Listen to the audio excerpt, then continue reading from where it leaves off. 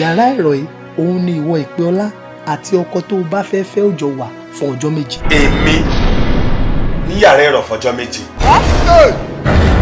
Ọlọ́run ò ní jẹ́ over my dead body. Àlàáfíà fún gbogbo agbègbè yìí. Olúwa mi máa wí ìránṣẹ́ rẹ̀ ń gbọ́. Ẹ̀yin méjèèjì ẹ̀ lè fẹ́ra yín. Ó ní ewu. Henceforth tẹ́ bá ti fẹ́ rí pé Olúwa ẹ máa ń láti máa gbà fọ́. Jẹ́ ìsọ kínní kan fún ẹ o.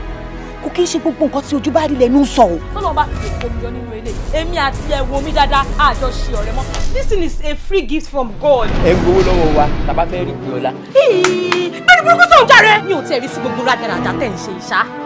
Ẹ wá sọ kílẹ̀ porúkọ ẹ̀ náà. Ẹ wá fẹ́ sọ di Ọlọ́run yín. Ó ti pọ̀ jù.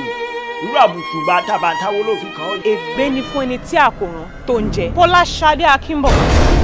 Ọmọ Àyìnkẹ́. Ègbé ni fún ẹ Fọláṣadé. Amen. Allahu Akbar. Kódà ìrìbùyà. mo máa date for over 1 year now. Àsomọ́ra wa rí wọn wà máa ní no what is going on. Èmi ni ìran. Èmi ni ẹni àkọ́kọ́. Èmi ni ìṣẹ̀dálẹ̀ yín.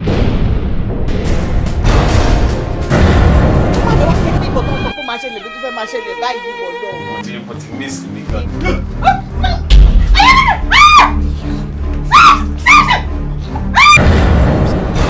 gbogbo òṣòro ilé ayé yìí èyí ló dojú kọ. padà àìwí bẹ́ẹ̀. ìgbà wo ni mo wà nínú káàbù sọ́dọ̀. Ṣé mo lè ní boyfriend mọ́ ni? I can't have boyfriend again. What is this? Why do you so gura katakata bẹ́ẹ̀? Nǹkan tí mo rí ni now. Shut up. Gbogbo kò ti jẹ́ ti máa rẹ̀ ní ọmọ kó worst mi.